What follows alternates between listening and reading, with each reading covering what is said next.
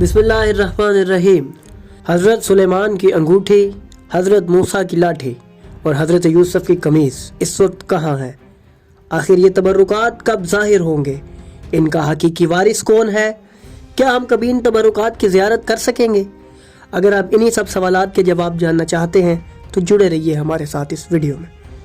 तारीख़ के हर दौर में इंसान ने अनमोल ख़जाने तलाश करने की कोशिश की है। सोने, चांदी और हीरो के ज़खायर तो हर कोई ढूंढता रहा, लेकिन क्या आपने कभी सोचा कि दुनिया का सबसे कीमती ख़जाना क्या हो सकता है? ये वो ख़जाने हैं जिन्हें वक्त और ज़माना भी नहीं छू सकता। ये वो तबर्रुकात हैं जो अंबिया कराम ने अपनी उम्मतों के लिए छोड़े हैं। ये ना सिर्फ उनकी ज़िंदगी के रोशन बाब की नुमाइंदगी करते हैं, बल्कि उनके मिशन की गवाही भी देते हैं।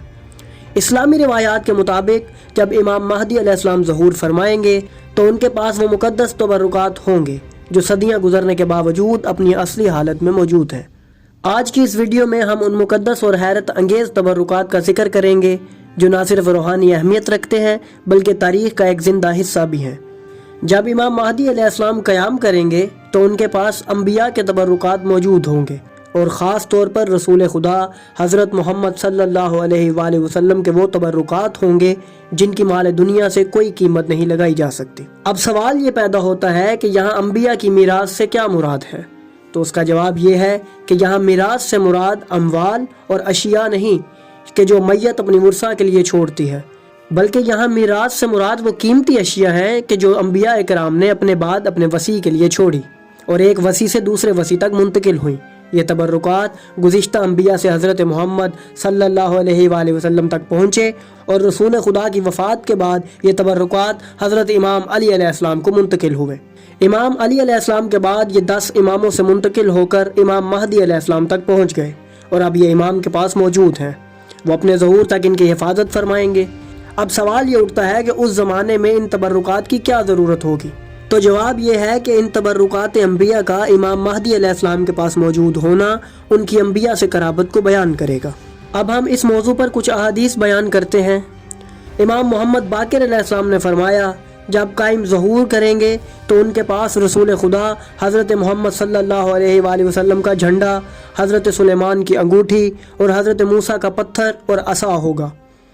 इमाम जाफ़र सादिक अलैहिस्सलाम से रिवायत की गई कि आपने रसूल खुदा के झंडे के बारे बयान करते हुए फरमाया, रसूल खुदा ने बदर वाले दिन इसे लहराया था, फिर तय करके हज़रत अली अलैहिस्सलाम के हवाले कर दिया।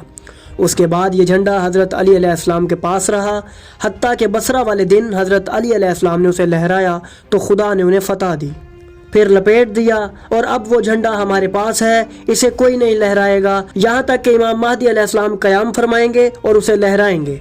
हज़रत सुलेमान बिन दाऊद की अंगूठी के बारे में मरवी है कि जब इमाम महदी अलैहिस्सलाम वो अंगूठी पहनेंगे तो खुदा परिंदों और फरिश्तों को उनके कब्ज़े में दे देगा।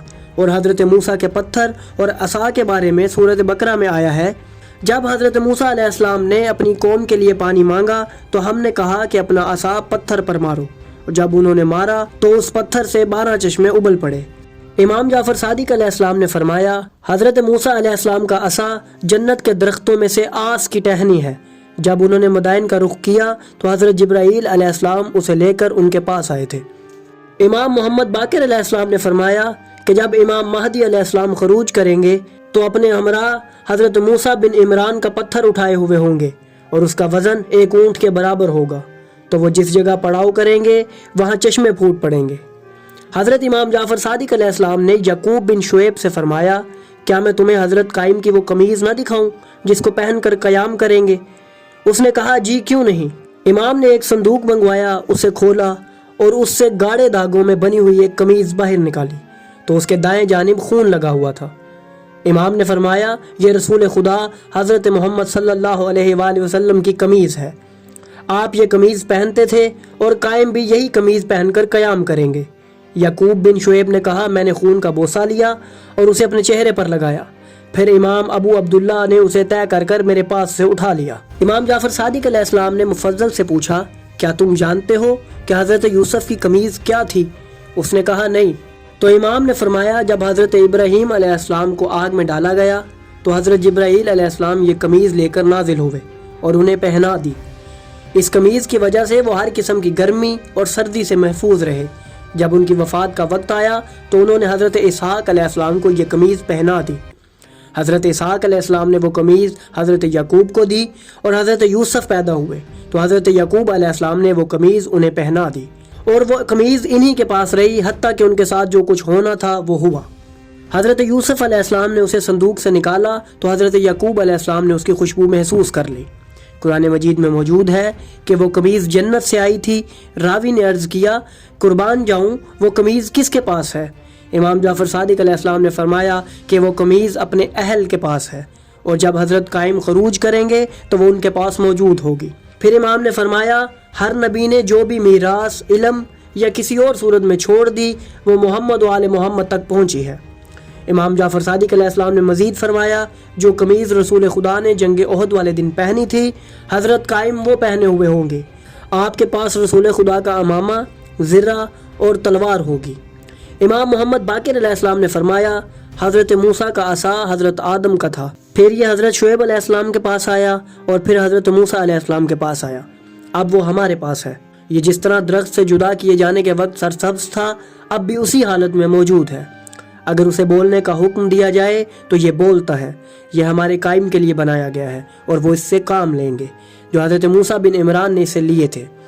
یہ جو حکم دیا جاتا ہے بجا لاتا ہے، اور اگر زمین پر ڈال دیا جائے تو یہ اپنی زبان سے اہل باطل کے سحر اور جادو کا کام تمام کر دیتا ہے۔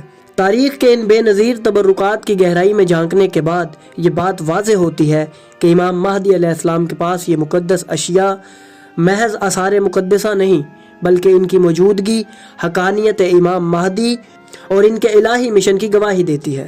یہ تبرکات نہ صرف انبیاء کے روحانی ورثے کا حصہ ہیں، بلکہ انسانیت کے رہنمائی کے لیے بھی ہمیشہ زندہ و تابندہ رہیں گے۔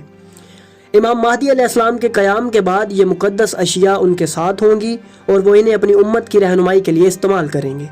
یہ تبرکات ان کی معنوی اقتدار اور روحانی قوت کی علامت ہوں گے، جو ان کے لیے الہی مشن کو مزید مستحکم کریں گے۔ امید ہے کہ امام مہدی علیہ السلام کے ظہور کے ساتھ یہ تبرکات ہر انسان کے دلوں میں ایمان، یقین اور اتحاد کا پیغام لے کر آئیں گے، اور ان کی موجودگی انسانیت کے لیے ایک عظیم سرمایہ بنے گی۔